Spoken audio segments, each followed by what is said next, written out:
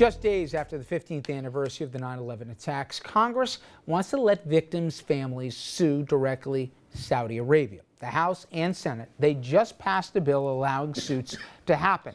It goes next to the president.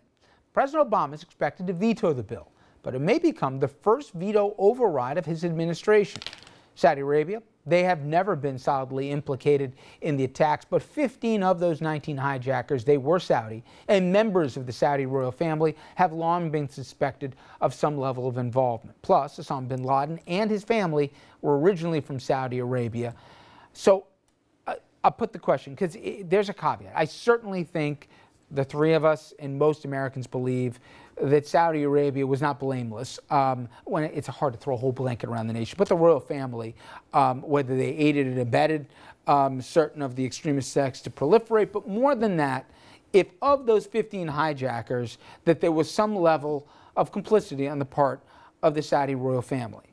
However, it does seem to be a broad generalization that we're going to indict, and then moreover, what about the consequences down the line of unintended consequences to American interests going forward? What do you think? If you were the president, would you veto it? No, I wouldn't veto it. This just gives a right to sue, whereas a court decision from New York from last year said you don't have a right to sue because it's a foreign injury. This just creates a right to sue civilly, where the Saudis, the royal family's liability will be hashed out. And ordinarily these concerns about comity and justiciability and getting involved in political questions are for a court, but Congress will by definition have considered these concerns if they A, pass the law, and B, override a presidential veto. We talked about before here, Doug, politics obviously play in.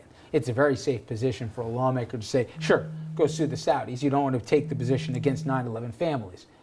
But I say to you, a president has to also factor in what happens down the line if Americans are involved in something and they just want to blanketly sue the U.S. government here or the United States. And historically, we haven't gone down that road because we haven't pursued these kind of actions. Well, I guess that's a consideration for the president. I'm not a president. I'm a lawyer that represents people that have been injured by the fault of other people. If you have the Saudis are funding people that eventually murdered Americans, it's very difficult to understand why those Americans can't sue those people. It's a consideration for Congress. Obviously, they will be debating and have debated that potential consequence down the road. But you just said earlier in the program that politicians... No. What I mean by a political question, Congress will say the benefit of allowing this sort of suit outweighs any possible negative repercussions to us by getting sued in other forms in other countries. This is a policy debate that's going on in Congress, our elected representatives. You're giving them a lot of benefit of the doubt in terms of but the that's elevated what will happen discourse. in a court But suit. you can easily foresee a situation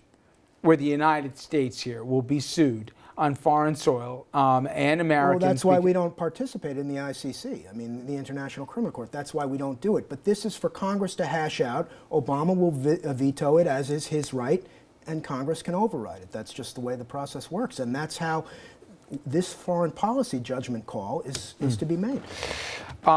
Really quick, guys, they've already seated the jury now for the Bridgegate case, so it will begin in earnest next week at this same time. We'll be digging into that. I think that particular one's going to be fascinating. And from your neck of the woods here in Long Island, they've already thrown out a primary winner in a race here, so the plot thickens. So a lot to get into next Wednesday. Well, Long Island and New Jersey are spiritual cousins. Absolutely. You never don't. Mark and Doug, thank you very much. Doug, nice to join us back in the East Coast. It's great to have you back. Thank you very much, guys. We got headlines coming up straight ahead.